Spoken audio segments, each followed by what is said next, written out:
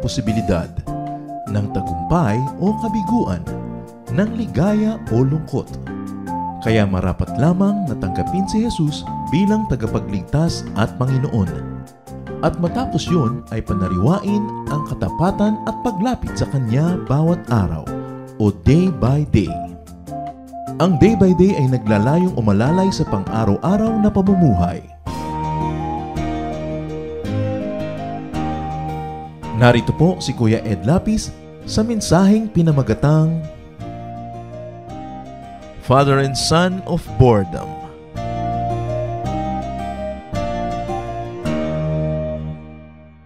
Isa sa mga pinakamahirap na maramdaman yung mainip, mabore sa buhay, wala kang maisip, wala kang gana sa anumang bagay. Do you often get bored? How often do you get bored? Boredom can be a major enemy of emotional well-being and vibrant spirituality. What are the causes and what are the sources or the fathers of boredom? And what are its fruits or results or sons in our lives? Ang ating pong pag-aaral ngayon, ating unawain para lalong sumaya ang buhay natin, Father and Son of Boredom. Ang pinagmumulan at nagiging bunga ng mga inip at mga pagkabalisa at pagkawalang gana kuminsan sa buhay. Salamat, Ama, dahil kayo ay Diyos na maaari naming lapitan para sa maliliit o malalaking pangangailangan namin. And now we ask you to further enlighten us, O God, on this enemy of our well-being called boredom. Buksan niyo po ang aming isip, ang aming tainga na makarinig kami ng mga pagtuturo mula sa inyo at kayo lang naman ang gusto namin maging tagapangaral. So be our speaker, O God. Use your servant only as your instrument. Accomplish your holy purpose. Edify us. Improve our lives. Glorify only yourself. We bring to you minds that now we empty so that you can fill it with your wisdom. We bring to you our songs, our music, our dances, our offerings, our thanksgiving. And we also ask you to bless us. May your peace reign in our hearts. Strengthen our bodies. Protect us from the works of evil men and evil spirits, as well as our loved ones who are not with us right now. And may your mercies abound. Heal us, empower us by your word. In the name of your Son, Jesus our Lord, we pray. Amen. What are the sons or fruits of boredom? Unahin natin yung mga bunga ng boredom. May nagsabi that an idle mind is the devil's workshop. Pagka daw ang isang isip ay walang laman, pumapasok doon si Satanas at nagtatrabaho doon dahil siya ay workaholic. Masipag siya. Kung merong pwedeng purihin kay Satanas, pagkasipag-sipag niya. At nakakasingit siya sa bawat anak ng Diyos na tamad. Tamad mag-isip, tamad na gumawa ng mabuti, pag-agawin niya ng masama. Boredom can give birth to vice. And this is one of the sons or fruits of boredom. Bisyo. Mga masasamang nakakasanayang gawin. Bored people, idle people can invent something bad to do. At maraming naiimbentong gawing masama ang taong hindi busy, lalo yung naiinip at nababalisa. 1 Timothy 5:13, they get into the habit of being idle and going about from house to house. They become idlers, gossips, and busybodies, saying things they ought not to. So one of the sons of boredom is gossip. Marami pong mga chismosa, bored lang yan sa sarili nilang buhay. Kasi kung exciting ang buhay nila, mawala sila ng oras para manghimasok sa buhay ng may buhay. And so meddling also, as warned in Timothy, is part of the fruits of boredom. Pag ang buhay mo walang nagaganap, buhay ng iba ang gusto mong kalikutin at pakialaman at panghimasukan. Kaya po yung mga mahilig magchismis, mahilig makialam sa buhay ng may buhay, ang dapat nating reviewin, what's wrong with your life? What is so uninteresting in your life that you're so interested and available to be interested in the life of others? Sayang naman ang buhay mo kung wala kang inisip kung sino na ba ngayon ang boyfriend ni ganong artista. Sayang naman ang buhay mo kung inisip mo sino na ba ngayon ang minamahal ng ganong kapitbahay. Dahil nakatunganga ka lang at nanonood sa buhay ng may buhay. And chances are, these people don't even know that you exist. And you spend so much time and energy thinking about them, gossiping about them. Yung pa po mga walang magawa, lalo't habang walang magawa ay naglalasing pa at kung ano-ano pang ginagawang negative, magda-drugs pa. Lalo ngayong nagkakaroon ng pagkakataon si Satanas na pakilusin sila. Proverbs 1:11, idle men say, "Come along with us. Let's lie in wait for someone's blood. Let's waylay some harmless soul." Many people who are bored can actually commit murder. Physical murder, psychological murder, all types of murders. Dahil mga walang magawa. Kaya nakakatakot maglakad sa mga lansangan na maraming standby na walang magawa sa buhay. Sabi lang, ang unang dumaan ditong naka-yellow, saksakin natin. Kasi wala silang magawa sa buhay. Kaya kailangan may ginagawa ang tao. 2 Samuel 11:1-2, in the spring, at the time when kings go off to war, David sent the king's men and the whole Israelite army, but David remained in Jerusalem. One evening, David got up from his bed and walked around on the roof of the palace. From the roof, he saw a woman bathing. The woman was very beautiful. You know the rest of the story. Sabi niya, sino ang magandang babaeng yung naliligo? She was having the purification bath that women do right after their monthly period. So malinaw na malinaw that this woman just had her menstruation and therefore she's not pregnant. But her husband was a loyal soldier of the king. Walang magawang hari, ang kanyang mga hukbo nasa gera, ba't siya nasa palasyo? Hindi siya manguna doon sa gera. So sa paglalakad-lakad niya sa kanyang bubong, and of course in Israel, you could walk on your roof. Flat yung mga bubong. Nakita niya yung babae, nalaman na niya lahat at may asawa, ipinakuha pa rin niya nung gabi na yon. At sinipingan niya, at pinaulit-ulit pa niya yon, nagkaroon ngayon ng problema, sabi ng babae, I'm pregnant. So anong pinagawa naman itong si David? Ipinatawag niya yung asawa from duty para pauwiin, hoping na sisipingan ng asawa yung wife niya para akala niya siya ang dahilan kung ba't naging pregnant ang wife niya. Eh hindi naman, dahil napakagaling na lalaki nito, sabi niya, paano ko naman uuwiin yung asawa ko yung mga kapwa ko sundalo nandun sa labanan. So doon lang siya natutulog sa labas ng bahay nila, hindi siya umuwi. And besides, these soldiers have taken the purification rites of men going to war, and one of those rites is not to go to bed with their wives while the war is in progress. So napakagaling na lalaki. Eh paano ngayon yan? Paano ipapaliwanag na nagdadalang tao si Mrs. Mental telepathy? So kinailangan ngayong ipapatay ni David yung sundalo niya. Sabi niya sa mga ibang officer, dalhin niyo doon sa harapan ng labanan, doon sa front lines. At pag nandun, iwan nyo para mapatay ng kalaban. Meron namang mga naging pagkakamali, marami pang nadamay na namatay. Dahil walang magawa yung hari, gumawa ng kabulastugan. Anong naging bunga nito? Temptation, outright adultery, betrayal of his loyal soldier, corruption of everybody around him, murder of a loyal citizen, and later on, yung anak na yun ay pinagdalang tao, namatay yun, kinuha yun ng Diyos, death of a child. Maraming pwedeng maging masamang bunga ang boredom. However, the same boredom that produces vice can produce virtue. Like the same heat that melts the wax, hardens the clay. Isang bagay, pareho lang yan, pero pwedeng magkabunga ng mabuti, pwedeng magkabunga ng masama.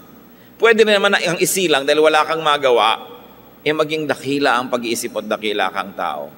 Si Solomon, na walang duda, ay nabobore din yan dahil ang talino niya, nag-iisa siyang matalino. Can you imagine, ikaw lang yung matalino? Kakabore yun. Ecclesiastes 2:4-6, I undertook great projects. I built houses for myself and planted vineyards. I made gardens and parks and planted all kinds of fruit trees in them. I made reservoirs to water groves of flourishing trees. Marami siyang mga projects. Boredom could lead to civic projects. Kaya maraming ladies of leisure nagkakaroon ng civic projects. At least maganda yung pinili nila. Social concern projects kaysa laging sosyalan. Pwede ka naman pumili kung magiging social work ba yung gagawin mo o puro sosyalan na lang sa buhay. Like Rizal in Dapitan. Can you imagine Rizal, a very international person? Itatapon mo bigla sa barangay dapitan.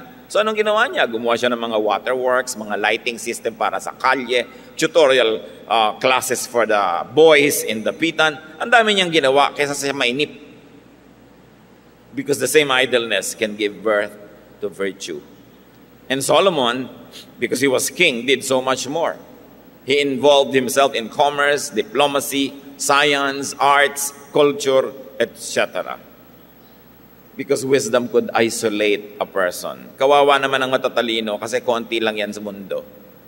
So pwede ka ngayong mainip, malungkot, wala kang makausap na kauri mo.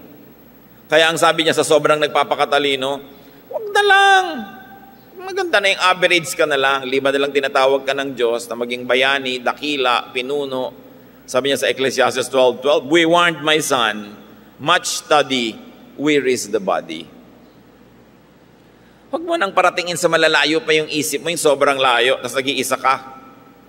Malulungkot ka lang. Like ignorance and dullness of mind, knowledge and brilliance can lead to boredom. Basta medyo malayo ka sa center, medyo extreme na, magkakaroon yun ng mga bungang kuminsan ay mapait. Isa pang hari ang nabobore isang gabi, balisa, walang magawa. Pwede sana siya magpatawag ng maraming babae at pagsayawin niya doon.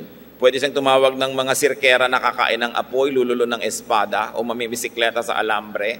Pero anong ginawa niya? Esther 6:1, that night the king could not sleep. So he ordered the book of the Chronicles, the record of his reign, to be brought in and read to him. Imbes gumawa ng kabalastugan, sabi, buksan ang history books. Ano bang mga pinaggagawa natin ng mga nakaraang taon na ito? Sige, basahin sa akin. May tagabasa naman. So, this boredom led to study. It led to review of things and to the correction of an oversight. Meron dong nabuklat na meron palang isang bayaning nagligtas ng buhay niya, hindi pa napepremyuhan.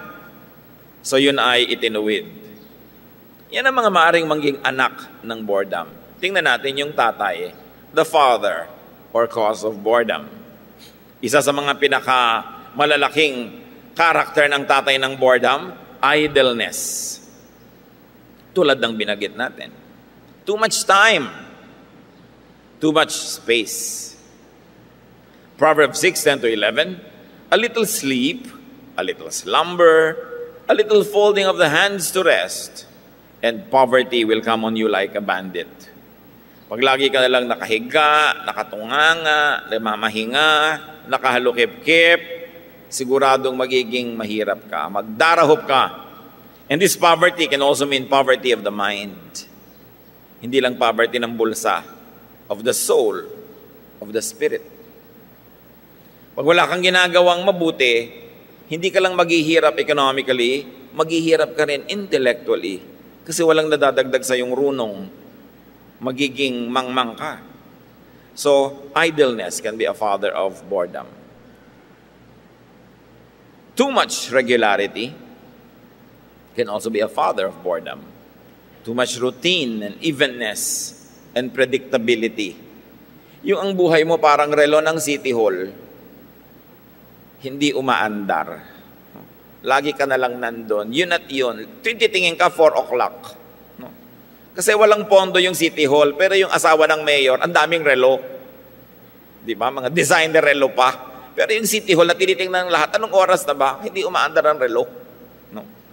Pagka ganun ang buhay mo, hindi umaandar, laging routine, paulit-ulit na lang. Alas 4, gigising, alas 5, kakain, ganun, mabobor ka sa buhay. O kung hindi mo nahahalatang nabobor ka, siguradong ikaw kasi yung boring. Para kang relo, no? Wala man lamang na surprise sa buhay. You will be bored. Ecclesiastes 1:8-9, all things are wearisome, more than one can say. What has been will be again, what has been done will be done again. Paulit-ulit na lang. So what do you do with that? We'll discuss it later. Another father of boredom is too much success, too much security, and too much ease. Ano kanyo? Too much success? Yes. Mas maraming successful people na bored kesa doon sa mga nagsisikap pa lang at hindi na mag-succeed sa buhay. How can you get bored when you are trying to survive? But when you have a lot of savings, your position is secure, pwedeng ang kasunod na niyan, boredom. That's why big boys with big money will buy big toys. Boredom could lead and could come out of lack of struggle, lack of fear of survival, lack of threats and danger to life can actually lead to boredom. Yung masyado kang successful at secure. Pag ang aga-agang dumating ng tagumpay sa buhay ng isang tao, at pagkatapos wala na siyang inaantay na mas malaking tagumpay, kamumuhian na niya ang buhay. Ayaw niyang dumating ang bukas. Kasi ang pagdating ng bukas, ibig sabihin, paubos ng paubos ang kanyang araw ng buhay, paubos ng paubos ang enjoyment niya, pakonti yun ang pakonti, kasi wala na siyang inaabangan pa. Kaya yung success, hindi rin masyadong kaibig-ibig na dumating ng ubod ng aga. Nawawalan ka na ng hinihintay na darating pa. So ang aga-agang dumating, ano ngayon ang gagawin mo? Maliban na lang makaimbento ka ng iba na namang proyekto sa buhay. Kaya maraming very bored people, yung magtataka ka, yung ang laki-laki ng bahay, ang ganda-ganda, may mga TV, may mga kung ano-anong equipment, may bahay dito, may bahay doon, pwedeng magbakasyon kahit saan, pwede namang mag-aeroplano, pwede namang magsaya, pwede mag-shopping, pero bored pa rin. Kasi walang struggle. Ngayon, yung babaeng laban ng labas sa gilid ng release ng tren at yung naglalaba kasi halos masagasaan siya, paano siya mabobore? Iwas siya ng iwas. Gusto man niya magpahinga, hindi siya makapagpahinga dahil yung nilaban niya, paplantsahin pa niya mamaya. Habang pinaplantsa niya, magluluto pa siya. Ang dami niyang gagawin sa buhay. Boredom is not in the language of the very poor. Kaya kuminsan, poverty can be a blessing. Mabuti ng poor ka na nalilibang kaysa mayamang kang bored. And it's terrible when you can afford boredom because you can also afford the vices that you try to cover up your boredom with. Kaya napakaraming mga nagagawang hindi tama nung maraming mga pera. Each day that passes could be counted as a loss to the very, very successful. So, ang yaman-yaman ko na, sayang naman, naubos ang isang araw, nabawasan na ang life ko uli. So, tuwing humahapon, tuwing gumagabi, halos pang hinayangan mo ang paglampas ng panahon. Kasi wala ka nang inaabangan. Pero yung mga iba, yung mga ordinary working people like us, wow, 3 buwan na lang, meron ng 13th month pay. May inaabangan ka man lang. At kahit yung 13th month pay mo ang konti, alam na alam mo kung anong gagawin mo doon. Yung ang dami-daming pera, actually, hindi naman niya malaman ano nga bang gagawin niya dyan sa pera na yan. So, meron ding blessing pag kinakapos ka. At least hindi ka nabobore. Boredom could even turn into fear of the passing of time. It is very important to appreciate your station in life no matter what it is. Siyempre may boredom din ang mga kapuspalad at mga mahihirap pero hindi nagtatagal kasi ginigising sila agad sa katotohanan na meron silang kailangang gawin and they become busy. Boredom can be an indicator of something that its victim should actually be thankful for. When you're very, very healthy, wala kang sickness, you can be bored. Pero hindi ka makahinga, habol-habol mo hininga every minute, paano ka mabobore nun? Busy ka. No? Hindi mo naisipang magpakamatay dahil pinipilit mong huwag mamatay. Ang nakakaisip lang naman magpakamatay yung walang threat sa buhay niya. No? So, Solomon was very likely bored in many, many ways. So sabi niya sa Ecclesiastes 2:10, I denied myself nothing my eyes desired. I refused my heart no pleasure. Pero pagkatapos ng sabi niya, boring din, meaningless. Hindi pala talaga yun. Magastos lang, wala rin naman nangyari. No? Now, how to avoid boredom? Get busy. Obvious naman. 1 Thessalonians 5:14, and we urge you, brothers, warn those who are idle. In other words, work 6 days a week, and the rest only 1 day. Kaya nga yung mga working classes, bihirang mabore. It's the people of leisure that always have to invent something to do dahil nga bored. Too much rest will bore you. You know why? you were designed by God to work 6 days a week and to rest on the 7th. Yun ang design. If you work less than 6 days a week, you will be bored because you are not working according to God's design. Now, work doesn't mean employment all the time. Okay? Mas may ginagawa ka. Productive, fruitful. Social projects or sosyalan. Pwede kang umisip, anong gagawin mo dyan? Lalo't marami kang pera.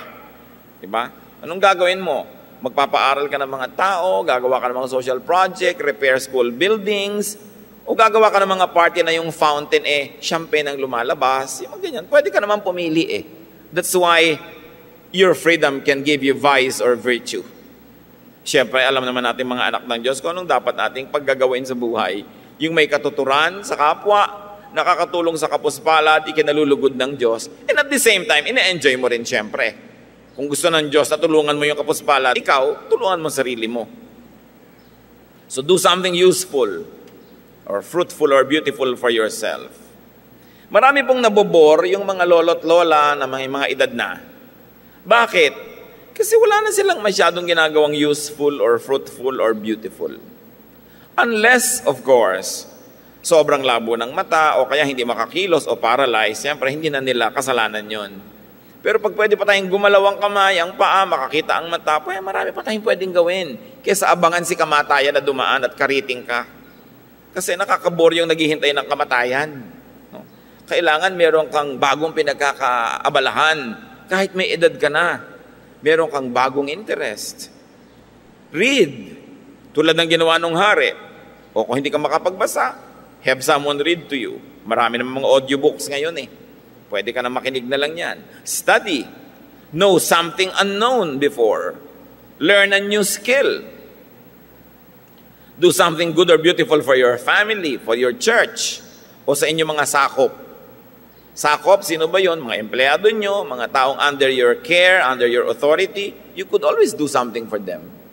Never forget to do something very, very good, for instance, for your household help, for your labandera, or for your driver, or for your mga staff sa bahay. Kasi 99.99% kayo lang ang inaasahan nila for anything that is financial. Wala na sila ibang source. Sa inyo lang nakaabang ng nakaabang.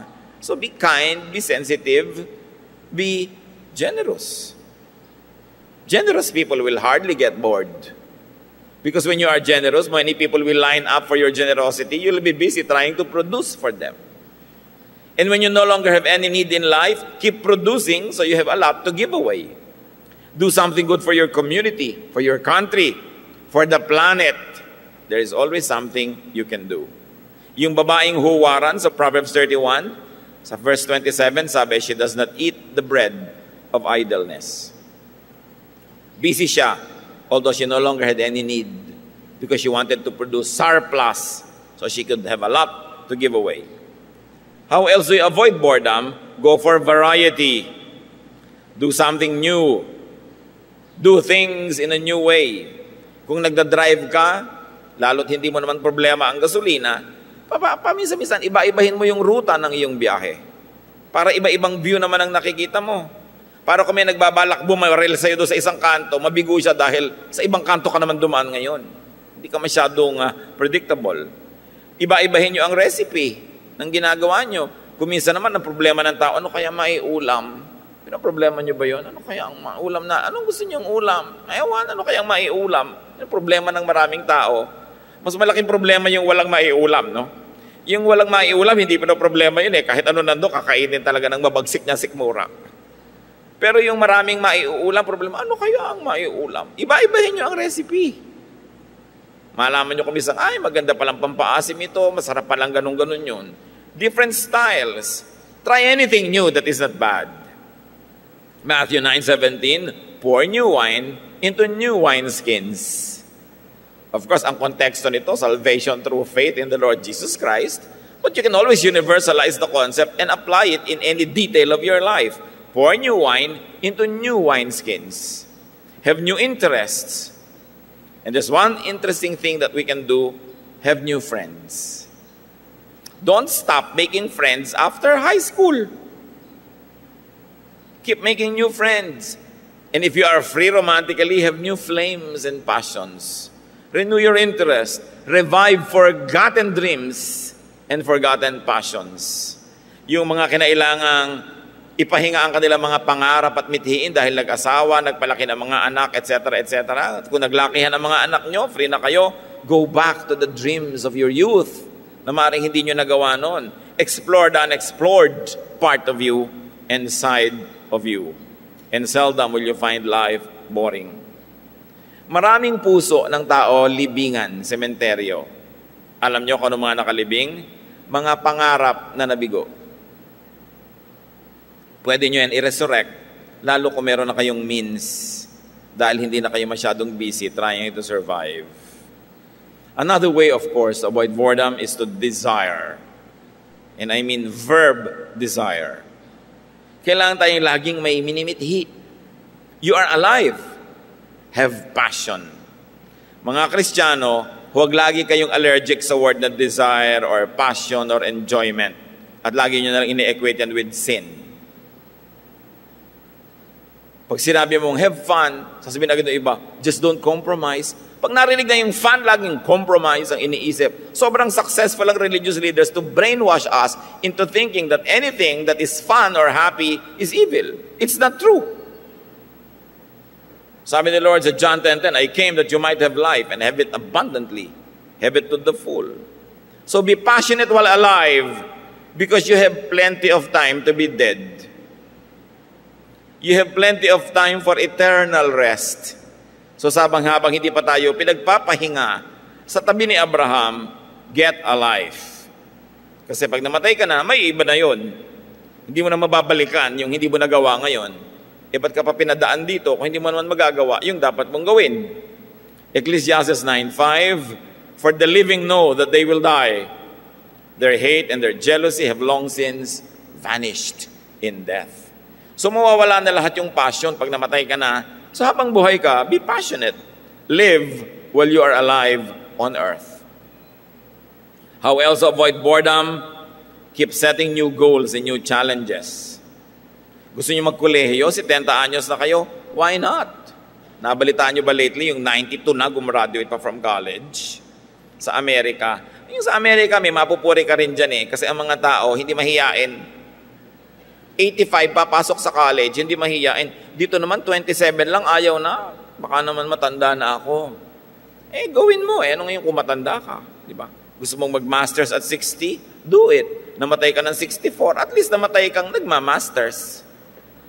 Diba? Kaysa namatay kang hindi nakapag-masters. Why not? Romance after widowhood? Why not? Our society frowns on it as if it's a crime. Diba? Mga madadamot na anak na ayaw ng pag-asawahin ng mga nanay o tatay. Alam niyo kung bakit? Mga tatakot lang kayong may makaagaw ng mana nyo. Selfish children. Diba? Tapos pag makati naman yung likod ng nanay nyo, hindi na makakamutin. Ikis-kis nyo sa dingding, mami. Diba? Dahil makati ang likod. Ayaw nyo ba namang may Bogart na kakamot-kamot ng kanyang likod? Kahit ba naman bigyan niya ng allowance, kung marami naman siyang ibibigay, sumaya naman siya. Kesa sa inyo lahat napunta at sa asawa nyong, ang mana ni mami baka mapunta sa iba. Yung alam nyo naman yung mga manugang, talaga mga interesado yan sa mamanahin. No? Kaya napaka-halaga na, huwag kang selfish. Pupuntahan nyo yung nanay nyo ng Christmas Eve, pero aalis na rin kayo bago mag-alas 12 o pagka alas 12, nag-iisa na naman siya. O byuda naman siya, ano naman na meron siyang lover, lalo't dignified naman yung relationship nila, mano naman mag-asawa siya uli. Mga anak kasi can be selfish.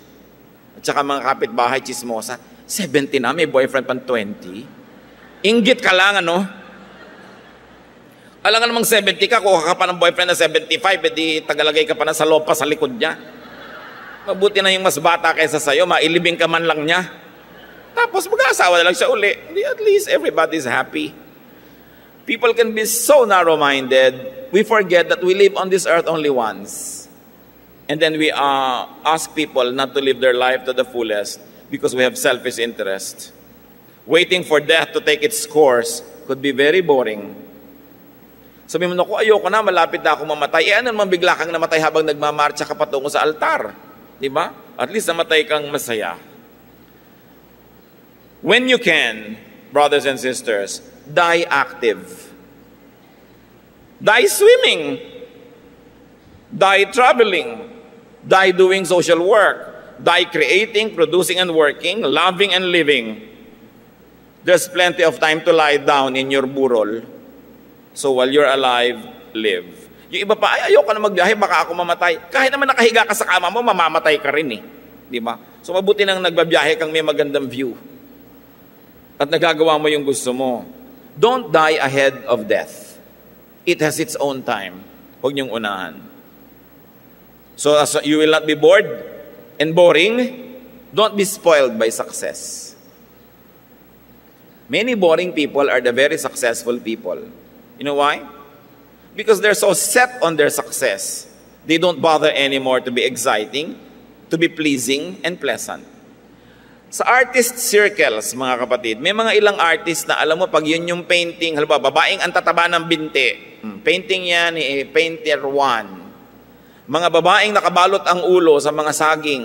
Yan ang trabaho ni Painter 2. Ayaw na mga informed and the progressive artists ng ganon na kung naging successful ka sa ganong style, na stuck ka na, buong buhay mo, wala ka nang ginawa kundi babaeng laging may sunong na saging, kasi yun ang nabebenta sa ermita.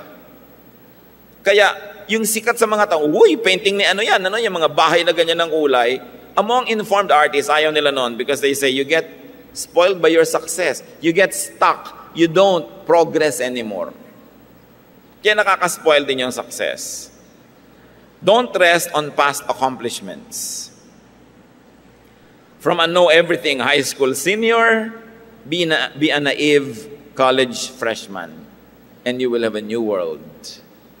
Pagka kasi successful ka na, may pangalan ka na, o may konting edad ka na, ayaw mo na ng indignities of having to learn, of having to be found to be ignorant of something. But when you open yourself to these new possibilities, actually a new world opens. Nagkakaroon ka ng bagong mundo. So keep on dreaming and keep on planning. James 4:13, today or tomorrow we will go to this or that city. Spend a year there, carry on business, and make money. Now, that is not bad. As long as you don't leave God out of the equation and the plan. Kaya nadidemonize itong ganitong plan kasi yung nagpaplano, puwera ang Diyos. Ang yabang-yabang, parang siya na lang ang gagawa ng buo niyang future. But when you make such new exciting plans, put God in the drawing boards, let God lead you, and that will not be bad. Reinvent your life, yourself, your challenges.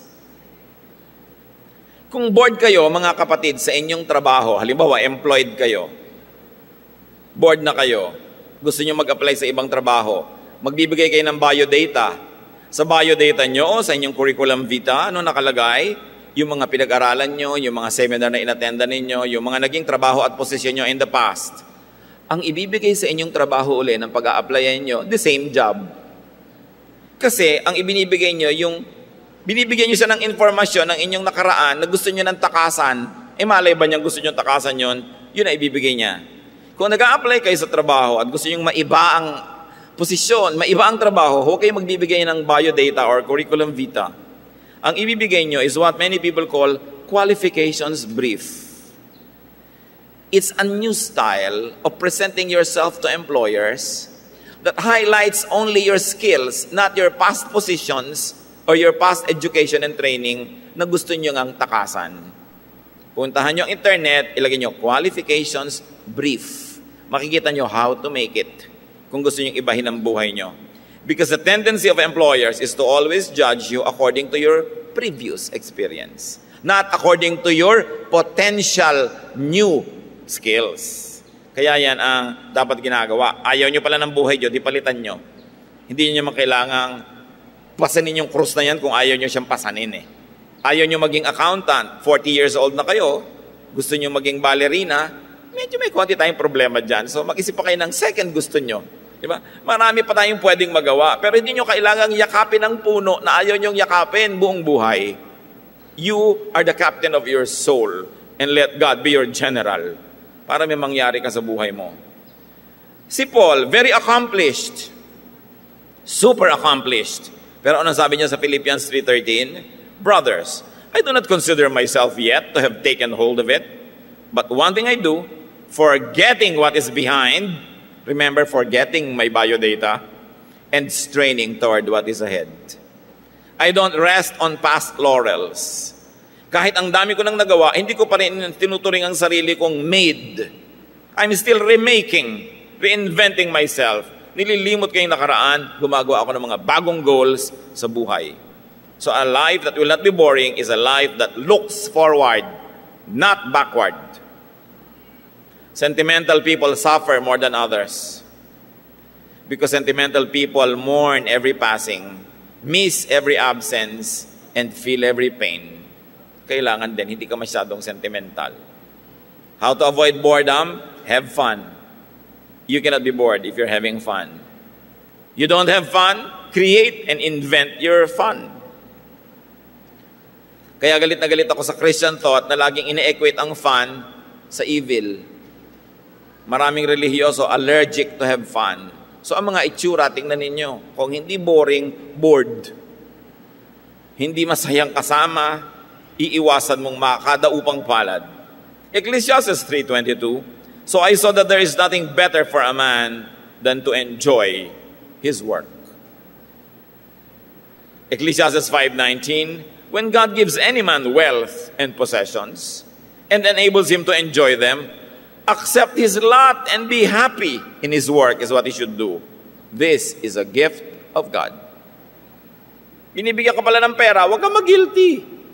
Magbigay ka sa church, magbigay ka sa charity, magbigay ka sa mga nangangailangan, and then splurge. Kaya ka nga binigyan ng pera para gastusin mo. Tapos inubos mo lahat sa charity, tapos ikaw ngayon nangangaliran ka parang pindang, tapos akala mo natutuwa sa iyo yung Diyos. Sabi ng Diyos, hindi ko na nga bibigyan to uli, binibigyan ko nga, hindi naman ine-enjoy. Nasubukan niyo ba magregalo sa isang tao ng isang bagay tapos hindi ginamit? Bibigyan niyo ba uli? Basta natutuwa ang Diyos sa gastos niyo, bibigyan niya ng replenishment yan. Basta tama, balanced, meron yung iba, meron ka rin. Huwag yung wala ka. Kasali ka doon, kaya nga sa'yo binigay eh. Para kasali ka. Meron bang humahawak ng palayok na hindi nauulingan? Diba? Meron ba namang accountant na may debit credit na walang kupit? Dumadaan sa kamay mo, nakakagawa ka ng paraan. Hindi ko sinasabing mangupit kayo, ha? Pag ibinibigay sa inyo ng Diyos, enjoyin nyo yan. Huwag puro guilt trip. Siyempre, pinapagilty kayo ng simbahan para ibigay nyo lahat sa simbahan. Natural. Pero alam nyo, brainwashing lang yun. Tithe lang ang hinihingi ng Diyos tsaka offering. Yung iba sa inyo na. Nagbigay ka ngayon ng love gifts sa mga tao, mga charities, pero marami dong sa'yo. Hindi naman nagkakamali ang Diyos, sa'yo binigay eh. Huwag ka lang magkamaling suluhin. Yun ang mali doon. Ang relihiyon, 2,000 taon na, walang itinuturo sa tao, kundi isuka mo lahat, ibigay mo lahat sa simbahan. Diba? Magpakahirap ka habang ang tataba ng mga pare. Yung bakit? Ang tataba ng mga pastor, ang lalaki ng tiyan. Pagkatapos, ang tuturo sa church, fasting. Parang look the part. Kailangan naman credible ka. Sabi sa Ecclesiastes 11:9, be happy. Dapat happy ka. Hindi ka nilikha ng Diyos para torturin. Nilikha ka ng Diyos para sumaya ka kasi mahal ka ng Diyos. Huwag ka lang selfish. Huwag ka lang malasing. Huwag ka lang makalimot. Now, another way to avoid boredom, brothers and sisters, is to entertain problems. Entertain needs and crises. I did not say invite. I said entertain. Dumating ang problema mo, pangangailangan, krisis mo sa buhay, harapin mo. Hindi yung entertain na libangin, ha? Harapin mo yan. Nandyan eh. Why? At the very least, you will not be bored. May blessing din therefore. It is the duty of man to be fruitful and happy, or at least not to be bored and lonely. Lahat tayo, dumarating yung panahon that you have to cross a valley of depression. You have to cross a river of loneliness. Or you have to cross an ocean of crisis. While you are doing that, you may be tired, but you will not be bored. So look at it as a blessing. And once you have crossed, help other people cross also. And with God's help, we can. We can cross every valley. Psalm 23 verse 4, even though I walk through the valley of the shadow of death, I will fear no evil, for you are with me. Your rod and your staff, they comfort me. So hindi ko kakatakutang tawirin yung madidilim. Kasama ko ang Diyos. And we could be God's rod and staff to comfort one another. Huwag tayong sobrang maging obsessed with our boredom that we forget to minister to other people who might also be bored. Hindi lahat ng nurse, hindi lahat ng doktor, walang sakit. Pero kahit may sakit sila, nanggagamot pa rin. Kaya kahit tayo may nararamdam, may problema, may inaalala, may lugar pa rin para tayo maging maalalahanin sa iba. May lugar pa rin para tayo maging matulungin na bumuhat ng kanilang mga dala kahit tayo man ay may daladalang mabibigat na buhat. Kasi sa oras na sarili mo na lang problema ang sinarili mong isipin, bibigat lang yan ang bibigat. Madalas gumagaan ang dala mo kung tumutulong ka sa ibang dalhin yung mga dalahin nila. Hindi natin maipaliwanag, himala yun. That as you help other people with their problems, your problems recede to the background and become smaller. But when you are so focused on your own concerns only, your concerns will grow bigger and bigger and bigger. So when bored, do something. Do whatever it takes to get out of it. Don't entertain boredom to stay too long. And let your boredom give birth, not to vice, but to virtue. Boredom, like birds, cannot be stopped from flying over your head, but you can stop it from nesting in your hair. Pag nararamdaman mong nabobore ka na, gumawa ka na ng paraan. And while still struggling in life, dreaming and hoping, not having yet what you want, just relax and enjoy the struggle. Be thankful. Ibig sabihin lang nun, malayo ka sa boredom. 1 Thessalonians 5:18, give thanks in all circumstances, for this is God's will for you in Christ Jesus. Very importantly, minister to the bored and the depressed. Baka sa bahay nyo, mga kapatid, merong depressed, merong bored. Husbands, baka naman 8 oras kayo sa golf course, bored na si Mrs. Tapos pag uwi nyo pa, ipapalinis nyo pa yung golf clubs. Gusto niyang ipalo sa inyo yung golf clubs dahil wala na kayong ginawa, kundi ba golf. Diba? Ang tagal-tagal yan, 4 hours, 5 hours. Kung ang nagustuhan pa ni big boy with a big toy, yachting. Aba, mga araw at mga 24 hours, 3 days siya na yachting with the boys? Anong gagawa ni Mrs.? To miss you like crazy? Kung minsan ay maraming bored sa buhay nyo dahil nagkukulang kayo. No? Puro sarili mo lang naiisip mo. Kung minsan nalilimutan mo, meron kang bored na anak sa bahay o may bored kang nanay sa bahay, anak. Naboboard na pala yung tatay at nanay mo, layas ka pa ng layas ng bahay. Naboboard na pala yung lola mo. May pananagutan tayo sa isa't isa. Kung hindi ka bored, isipin mo, sino kaya ang bored dito na malibang ko naman, maipasyal ko, makwentuhan ko man lang. Minister to the bored and the depressed. That was the ministry of Jesus. 1 Samuel 16:23, whenever the Spirit from God came upon Saul, David would take his harp and play. Then relief would come to Saul. He would feel better and the evil spirit would leave him. Kita nyo, depressed na depressed yung Saul, tutugtugan ni David. Ang galing ni David, he's a Renaissance man. Sundalo, makisig, mabalasik, pero musician, artist, dancer pa. Diba? Nasa kanya na yung mga magagandang mga katangian ng isang kumpletong tao. So give the ministry of companionship. And when you can, refer bored people to those who can help, especially when you yourself cannot help. Give bored people something good to do. Kung may kakayanan kayo, yung bahay nyo, nagmumura sa kalakihan niya na naliligid ng mga maliliit na dampa sa inyong lugar, huwag mo namang gamitin lang yung pera mo para ipamukha sa mga kapitbahay mo kung gaano sila kahirap at gaano kakayaman. Buksan mo ang iyong garahe, magtayo ka ng cottage industry para yung mga bored wives doon, imbes magchismisan at maghingutuhan, may magawa. Then nakatulong ka sa boredom ng iba. Yung iba sa kawalang magawa, nag-aalaga ng mga kuto sa bote o ilalaglag sa ulo. O hulihin mo lahat, 15 yan . So pag nahuli na uli lahat, tapos na, bukas na naman. Pero mo pwede naman silang gawa ng cottage industry. Kung may pera kayo, huwag nyo lang lustayin sa pagyayabang o sa pagpapakitang, I have arrived. Do something for those who haven't. People will be blessed, God will be delighted, and you will not be bored. Everybody goes home happy. Salamat, Panginoon, dahil concerned kayo sa amin. Salamat dahil gusto niyo masaya kami na hindi kami bored. Na napakaraming katuruan sa Bible na pwede namin panghawakan para palayasin namin yung boredom sa buhay namin and know that what we are doing is a biblical thing. Thank you, Lord, for giving us this affirmation. Bigyan niyo po kami ngayon ng karunungan para ma-apply sa buhay ang lahat ng ito. Iba-iba buhay namin, iba-iba korte, iba-iba circumstance, pero isa lang ang katotohanan, posibleng kami o mga mahal namin sa buhay na bobor. Teach us. Teach us so that we may drive boredom away from our lives, that we be happy and productive, godly, and very, very fruitful people. Salamat, Panginoon, sa lahat ng ito. Sa ilang saglit ng katahimikan, tulad ng nakagawian natin, magbulay-bulay pa tayo mga kapatid. Humanap pa kayo sa Panginoon ng practical application. You should not be bored too long. Once in a while it happens. Among the loved ones that you can minister to, they should not be bored. Meron din tayong pananagutan. Lord, teach us so we can be agents of blessing. Let's be silent and pray for a while.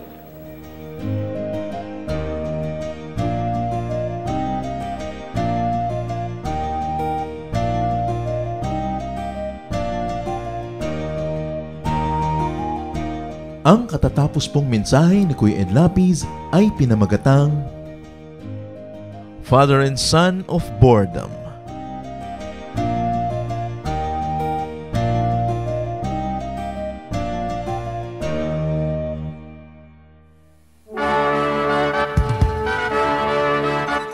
Halina't sama-samang sumamba at magdiwang sa Day by Day Jesus Celebration kasama si Kuya Ed Lapiz. Bulwagan ng Panginoon, PICC, one Sunday a month, Philippine International Convention Center, Rojas Boulevard, Pasay City. All other Sundays, sa mga day-by-day mini-bulwagan ang pagtitipon. Para sa buwan ng Oktubre, gaganipin ito sa October 6, 2024. 8 a.m. ang First Jesus Celebration, 10 a.m. naman ang Second Jesus Celebration. Para sa iba pang detalye, bisitahin ang ating official Facebook page, Day by Day Friends.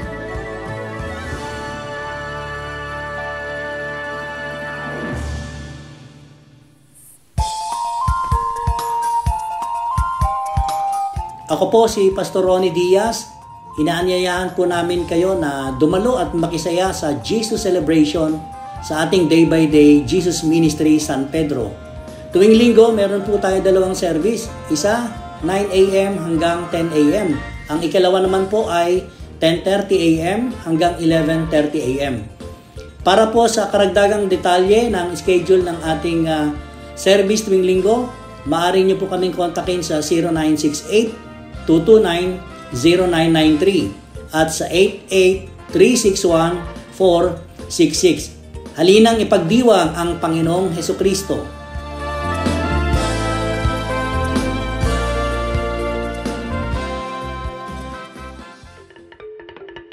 Dumako po tayo sa mga hiyas ng bayan, mga kayamanan po ng ating lahi, ng ating lipi, na maaari nating pagyamanin, kilalanin at itampok. At ito po ay atin ding ipamana sa mga darating pang henerasyon. Ang atin po ngayong itatampok na hiyas ng bayan ay ating mga kasabihan. Marami po tayong magagandang mga kasabihan. At bakit po kayamanan ng bayan ang mga kasabihan? Sapagkat ito po ay mga karunungan na naipon, sinala, niliglig, binuo ng panahon. Sa tagal ng ating mga karanasan bilang isang bayan, bilang mga mamamayan, bilang tao, ang ating po mga ninuno ay nakabuo ng mga salawikain na nakabase sa mga mahahaba, matatagal at malalalim na mga karanasan. Kaya dapat lamang namang pahalagahan ang mga kasabihang ito, sapagkat hindi naman tayo basta-basta makakaimbento ng kasabihan sa loob ng isang araw o isang linggong karanasan. Kailangan po ang mahabang pag-oobserba sa buhay, pagdidili-dili, at pagkatapos po ay pagbubukas ng isip. Ang atin pong kasabihan na itatampok sa araw na ito ay galing sa Katagalugan, ang kahoy na likot baluktot, hutukin hanggang malambot. Kung lumaki at tumayog, mahirap na ang paghutok. Talaga nga naman po, tamang-tama. At ito po ay galing sa UP Cultural Dictionary for Filipinos ni Thelma B. Quintanar at mga kasama. Uulitin ko po ang kasabihang ito. Ang kahoy na likot baluktot, hutukin hanggang malambot. Kung lumaki at tumayog, mahirap na ang paghutok. At siyempre, ito po ay hindi naman talaga tungkol sa mga kahoy ang pinag-uusapan. Bagamat napakaganda po nung nakikita natin dito na imagery. Yung kahoy nga naman na puno habang maliit pa lang at malambot pa ang mga sanga at malambot pa ang katawan at medyo likuyan o baluktot o kung saan-saan pumupunta kayang-kaya pa nating hutukin, lagyan ng suhay at iurong dito o kaya ay patigasin sa ganong patungong direksyon. Subalit kung yan ay malaking-malaki na at punong-puno na, hindi na natin yan pwedeng maiba dahil matigas na at mataas na, baka hindi pa natin maabot. At ito po naman siyempre yung metaphor na ito ay may kinalaman sa pagpapalaki ng mga bata, sa paghubog ng kaisipan, sa paghubog ng mga paniniwala at mga pagpapahalaga. Napakahalaga ang pagtuturo sa bata ng mga konsepto ng tama at mali, ng maganda at ng mga hindi maganda, habang ang tao ay bata pa, habang ang kanyang isip ay mura pa, at habang siya ay masunurin pa, habang siya ay dependent pa at umaasa pa sa kanyang mga magulang o sa mga matatanda, habang siya ay teachable and impressionable, ay kailangan na dumating tayo sa talagang masusi at seryosong pagtuturo. Napakahalaga na turuan ng mga bata sa tamang panahon. Huwag po nating ipaurong-urong ang pagtuturo sa mga bata. Pag kami mga itinatanong, huwag natin sabihin, bata ka pa, hindi mo pa malalaman yan, saka na, pagtanda mo na. O kaya, ano ba, kabata-bata mo, ang dami mong tanong, malalaman mo rin yan pagtanda mo. Kailangan po maingat tayo sa pagsagot sa mga tanong, ibigay po natin ang mga sagot na tumpak at tama, at itrato natin ang mga bata na parang matanda kung ating kausap, igalang din natin sila, at bigyan natin ng mga tamang paliwanag. Tandaan po natin ang pagbabantay, ang pagtuturo, ang paghuhutok sa mga mumunting mga bata. Yan po ay magkakaroon ng panghabang buhay na epekto sa kanilang buhay. Kaya isa pong mahalaga na paalala rin sa ating mga magulang, bigyan natin ng oras ang ating mga anak, bigyan natin ng panahon na mahutok yan sa tama, sapagkat kapag malaki na, mahirap na po yan na ibahin pa. Kaya ilapit natin sa Panginoon habang maaga, palakihin natin ang may takot sa Diyos, palakihin natin na kasama ay mga mananampalataya, nadidinig ang salita ng Diyos, mga Kristiyanong awitin, at nang sa gayon, ang batang ito ay lumaking nasa tamang direksyon. Sabi rin po yan sa Bible, train up a child in the way he should go, and when he is old, he will not depart from it. Meron po tayong equivalent niyan sa ating pong kultura, sa ating mga kasabihan. At yan po ang hiyas ng ating bayan ngayon, kasabihang, ang kahoy na likot baluktot, hutukin hanggang malambot. Kung lumaki at tumayog, mahirap na ang paghutok.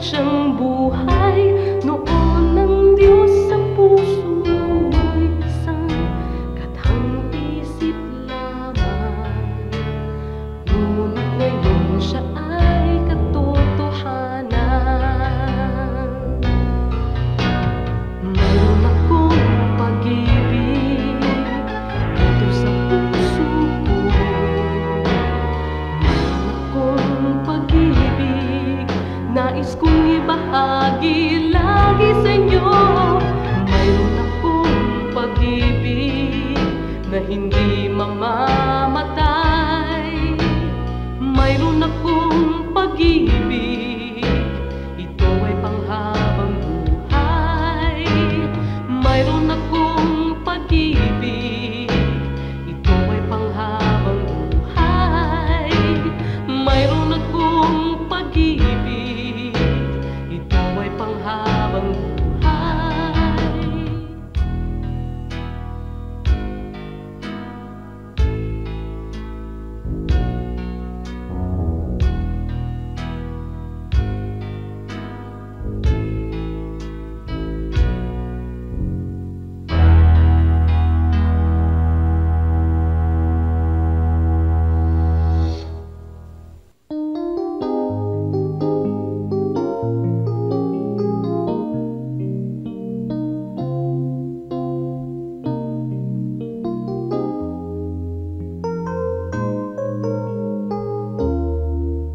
Nanganguhay ko nooy laging nangangamba, ang pagluhay di ko kaya at walang patutuhan. O Jesus, nang ikaw nga ang makilala ko, ang lahat iyong pinanatag, ang lahat inayos mo. Kapayapaan na nagmumula sa'yo, naranasan ko dito sa buhay ko. Kapayapaan noon pa may hinihintay, aking Panginoon sa aking buhay.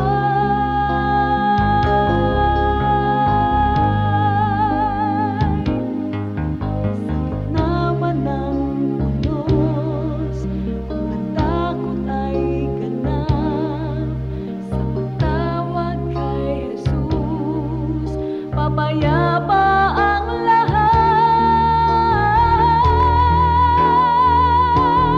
Kapayapaan na nagmumula sa'yo, naranasan ko dito sa buhay ko. Kapayapaan na aking hinihintay,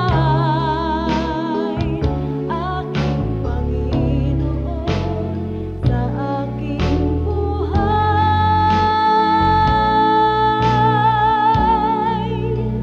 sa aking buhay.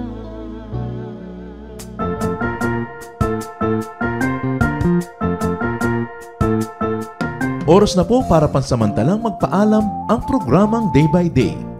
Tayo po'y magsama-sama tuwing ika-6 hanggang ika-7 ng umaga, araw-araw. Magandang umaga po at mabuhay ang Panginoong Hesus!